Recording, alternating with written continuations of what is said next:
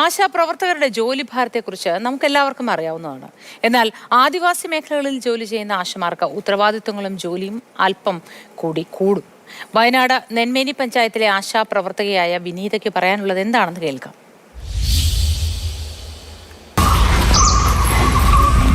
നെന്മേനി പഞ്ചായത്തിൽ 3-ാം വാർഡിലാണ് വർക്ക് ചെയ്യുന്നത്. 4-ാം വാർഡിലാണ് എൻ്റെ താമസം. ഞാൻ 18 വർഷമായി ആശാ ഫീൽഡിൽ വർക്ക് ചെയ്യുന്നു.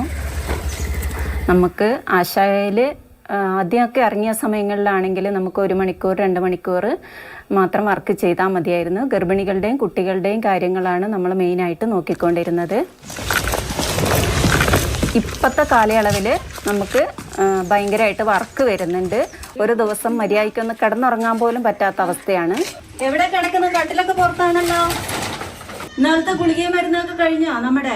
ഇനിയിപ്പോൾ മഴക്കാലമൊക്കെ ആയി ചിരട്ട കമത്തല്, കുപ്പി കമത്തല് എന്ന് പറഞ്ഞ പോലെ എല്ലാ കാര്യങ്ങളും നമ്മൾ ചെയ്തു പോകേണ്ട ഒരവസ്ഥയാണ്. ആയതിനാൽ തന്നെ നമുക്ക് ആകെ ഒരു ദിവസം ഇപ്പോഴത്തെ വേതനം എന്ന് പറയുന്നത് ഒരു ദിവസത്തെ കൂലി 233 രൂപയാണ്. അതുകൊണ്ട് ഒരു നേരത്തെ ഭക്ഷണം കഴിക്കാനോ വീട്ടു ചെലവ് നടത്താനോ കുട്ടികളുടെ വിദ്യാഭ്യാസത്തിനോ, എൻ്റെ ഹസ്ബൻഡ് എന്ന് പറയുന്ന ഒരു ക്യാൻസർ പേഷ്യൻ്റാണ്. 2 വർഷത്തെ ട്രീറ്റ്മെൻറ്റ് കഴിഞ്ഞു. ഇപ്പോൾ ഹോളോപ്പും കാര്യങ്ങളൊക്കെ ആയിട്ട് മുന്നോട്ട് പോകുന്നു. ന്യൂട്രീഷൻ ഡേ ഉണ്ട്, പിന്നെ ഹെൽത്ത് എഡ്യൂക്കേഷൻ ക്ലാസ് ഉണ്ട്. ഇതിലൊക്കെ കുറഞ്ഞിട്ടുണ്ടെങ്കിൽ നമുക്ക് ഇതിനകത്തൊന്നും 5ൻ്റെ പൈസ കിട്ടാനില്ല. ആകെ കിട്ടുന്നത് ചിലപ്പോൾ 7,000, 8, 10ൻ്റെ താഴെയായിരിക്കും എന്ന് മാത്രമേ ഉള്ളൂ. അപ്പോൾ എവിടെയാണ് നിങ്ങൾ താമസിക്കുന്നത്? എവിടെയാ? വണ്ടിക്കൂലിക്ക് ഒരു ദിവസം 200 രൂപേൻ്റെ എണ്ണ ഞാൻ അടിക്കുന്നുണ്ട്. അതിനൊന്നും എനിക്ക് തികയാറില്ല. പിന്നെ വീട്ടു ചെലവിനാണെങ്കിലും ഞാൻ കടകളിൽ നിന്ന് കടം മേടിച്ചിട്ടാണ് കുടുംബം പുലർത്തുന്നത്. കഴിഞ്ഞില്ലേ ഗുളിക? കഴിഞ്ഞില്ലേ? എന്നിട്ട് കാടമ്മേ എന്താ പോവാത്തെ?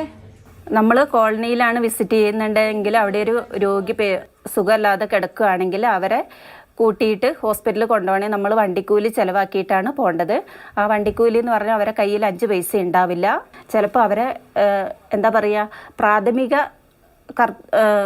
ഇതുവരെ നിർവഹിച്ചിട്ട് വേണം കൊണ്ടുപോകണമെങ്കിൽ നമ്മൾ അവരെ ഡ്രസ്സ് ചെയ്യിപ്പിക്കണം, കുളിപ്പിക്കണം, ഇങ്ങനെയുള്ള കാര്യങ്ങൾ മൊത്തം ചെയ്യേണ്ട അവസ്ഥയിലാണ്.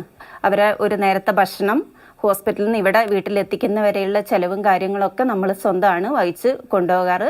അത് കടം മേടിച്ചിട്ടാണ് നമ്മൾ കൊണ്ടുപോകാറുള്ളത്. നമ്മളെ കയ്യിൽ ആ സമയങ്ങളിൽ ഉണ്ടായി എന്ന് വരില്ല. ഇപ്പോൾ തന്നെ പൈസ ഇല്ല, മരുന്ന് തീർന്നു എന്ന് പറഞ്ഞ് ഇനിയിപ്പോൾ നമ്മൾ പൈസ മുടക്കിയിട്ട് അവർക്ക് മരുന്ന് കൊണ്ട് കൊടുക്കണം. വീട്ടിലെ കാര്യം നോക്കാൻ സമയമില്ല, തൊഴിലുറപ്പിന് പോകാൻ പറ്റുന്നില്ല, വേറെ എന്തെങ്കിലും സൈഡായിട്ട് ചെയ്യാമെന്ന് പറഞ്ഞിട്ടുണ്ട്, അതും ചെയ്യാൻ പറ്റില്ല. നിത്യം നമുക്ക് വർക്കാണ് വരുന്നത്.